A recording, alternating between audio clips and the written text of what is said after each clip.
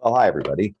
I was just working away here, trying to figure out what I might be able to do about this economy. I think many of you know that this is, of course, the Infinity Gauntlet, the most powerful artifact in the Marvel universe. These are, of course, the Infinity Stones, and you're really supposed to be able to do pretty much anything you can with these. I'm trying to figure out quite how to snap my fingers and make that inflation go away, but I haven't quite got it figured out yet. So I guess we'll have to save that for another time. We'll put it right here, although it doesn't like to be left alone for a very long time. Yes, my political Vikings out there, we are in a mess, aren't we? I haven't been on for a little while. You can catch our stuff on our webpage, politicalviking.com, the links to our radio show and then podcasts and all kinds of information and links to most of the conservative websites out there and some things that I highlight. And we're writing a few things here and there as well. But thanks for joining us. Yeah, we're in a big mess. And for those of you that saw President Biden's press conference on what was it, Wednesday of this week, we're recording, I think this is on the 21st. Then you had an opportunity to see what sort of an animated mannequin looks like, poorly animated perhaps, sort of a little bit behind what they used to have in Disney World, with the animated Lincolns and stuff like that. But it stood up for a while. I have to give it that. Kind of a medical miracle for 2 hours. Said some scary things, had some terrible positions, and pretty much gave us the message that we're not getting anything close to being out of this mess until he and all of his fellow travelers there are, shoveled off into a retirement, the distance, or return to whatever sort of frozen kind of well, I guess it'd be like suspended animations, as most of their ideas come from hundreds, if not thousands of years ago when they failed the first time. In the meantime, we're looking at inflation that's eating at pretty much everything we have. For those of you out there that are sailing around raiding the coastlines, the gold, silver, and other valuables that you bring back from your raiding are actually decreasing in value, even as they just sit there in your hoard.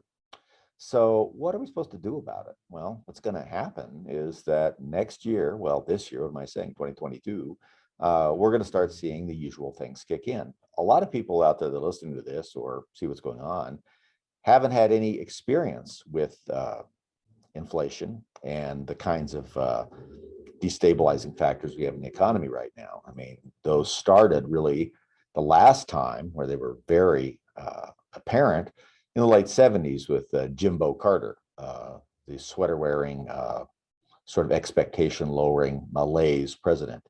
And they didn't get gone until the second year, really, of the Reagan presidency. And there had a lot of pain goes along with that. And by that, I mean financial pain.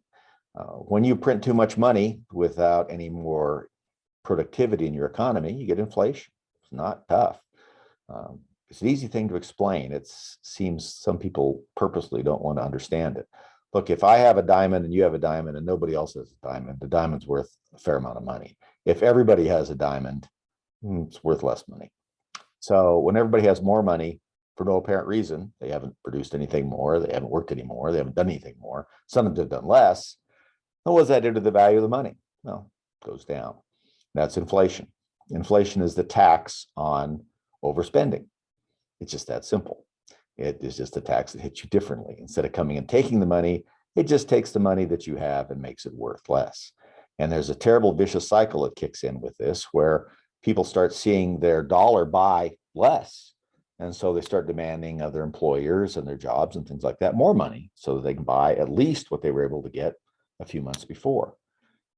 Well, if the economy isn't moving briskly and we don't have an increase in production and sales, and of course that includes now, I mean, overseas sales, things like that, then that's just paper. And it's not even paper anymore. They create this in the computers, the Federal Reserve. They just tap a few keys and all of a sudden this money exists in the Federal Reserve accounts. And then it's sent out and borrowed to the banks that we all probably deal with, that are chartered by the Federal Reserve, and they're able to then lend that money out again. Now, the rate that they pay for that, in other words, the rate that they pay to borrow the money from the federal government, is what we call a prime.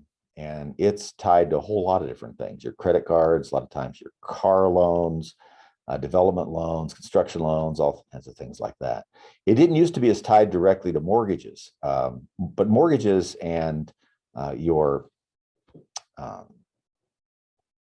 prime rate have become a lot more sympathetic with each other in the sense that they react much more quickly to changes. Mortgage rates react to interest rates, and interest rates react much less to what happens in the mortgage industry. Part of that is because mortgages are paid for by mainly people. There's Fannie Mae and Freddie Mac, and those are government programs, but they're mainly supported by people who want to invest in mortgage-backed securities. That is, they figure that if I loan somebody some money and it goes towards their house, they're more likely to pay it back because they'd like to keep their house. And so that has a certain degree of safety. The safest investments are really bonds, government issued bonds.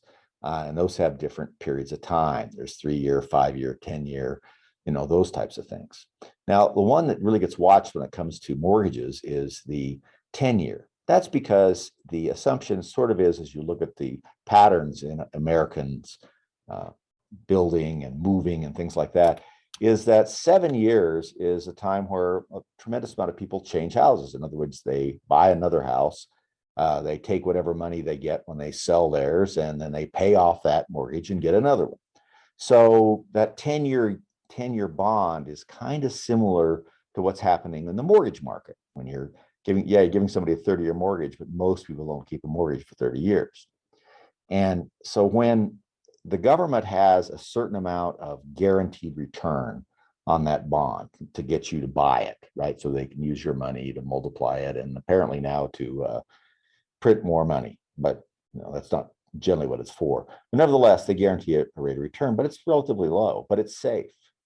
And when that rate goes up, the amount of money that they're willing to pay to somebody to invest in a bond, then over here, the folks that are putting mortgages out, they're in competition for that same money. So they have to raise their interest rate on mortgages to encourage investors to go there instead of investing in a really safe bond. So as the price of bonds goes up, rather than their value, the dividend they may pay, or the yield, things like that, then that's what you have to watch. You have to watch a 10-year note, as they call it, 10-year bond. And for the last year and a half, really almost 2 years, but easily for the last year and a half, the Federal Reserve, whose only job when it was created was to prevent inflation, you can see what a bang-up job they've been doing, has been buying their own bonds. They've been buying government bonds with federal money.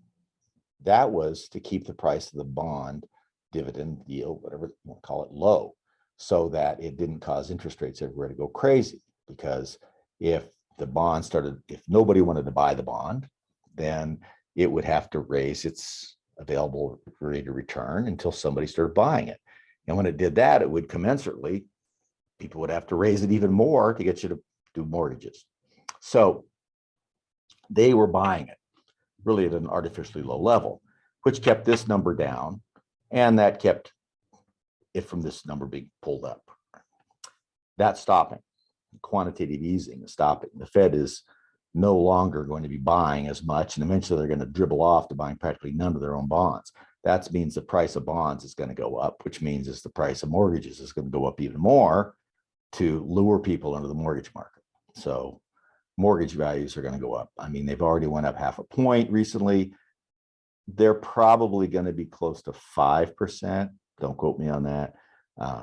By the middle of summer, maybe a little bit later than that. Now, that's really still exceptionally good mortgage rate historically. But we have people out there that are used to paying 2%, 2.5%, 3%. It was like, oh, that's a high number. Those are incredibly low numbers. But if it goes to 5%, it's going to wipe out a lot of people's ability to borrow enough money to get some of these overpriced houses that are being sold across the United States. So the market is going to just get really messy. If the prime rate goes up, the rate that they lend money to the banks to begin with goes up, and it's going to, then everybody's Credit card rates will go up. Some of your car loans are adjustable. If they don't adjust, when you get another one, it will be higher. People that are doing construction loans and stuff like that usually have a built-in multiplier that whenever the Fed's prime rate goes up, their rate goes up. So everything will start costing money. The purpose of that, outside of just causing a lot of pain in the economy, is that they're trying to extract money. They're trying to take money out of circulation so that it stops inflation. There's not so much money chasing so few goods around. The money supply, the one people watch, if you hear them talk about it on the business channels, and if you want to sound like a very intelligent and aware Viking, and all Vikings are aware of this because they're very interested in their money, it's the M2, which is the money supply, essentially how much money is in circulation. When there's too much money in circulation and it is not matched by that goods production we talked about, or the productivity, inflation goes up. So by raising interest rates, they pull money back in. They do that because not as much money gets lent out. So the amount that gets lent out goes down. And then as people are paying their loans off, there's less in circulation.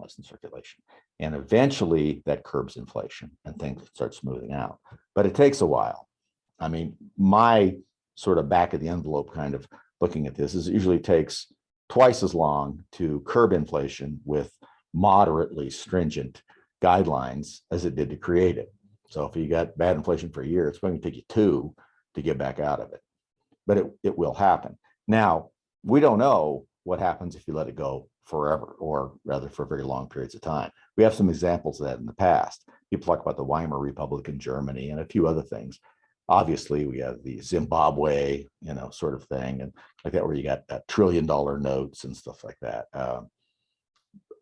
Unlikely to get that far, but you can get to a situation where it takes an awful lot of money to buy simple goods, and you don't want to get there, because what usually happens after that is some sort of conflagration of the government. And so it's very important not to let that happen.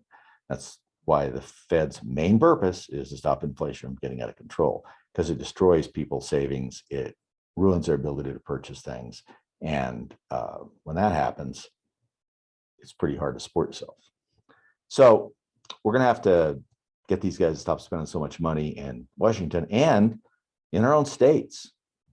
Most of the states, run themselves to the trough as much as possible and want government money and encourage them to print government money so they can get it, so they can do ridiculous projects, most of which are either unnecessary or poorly executed or way over budget, so that they can come out and tell you what a great job they've done managing your city, your county, or your state, so you'll vote for them again, because they're hoping you're not really paying attention to what's going on.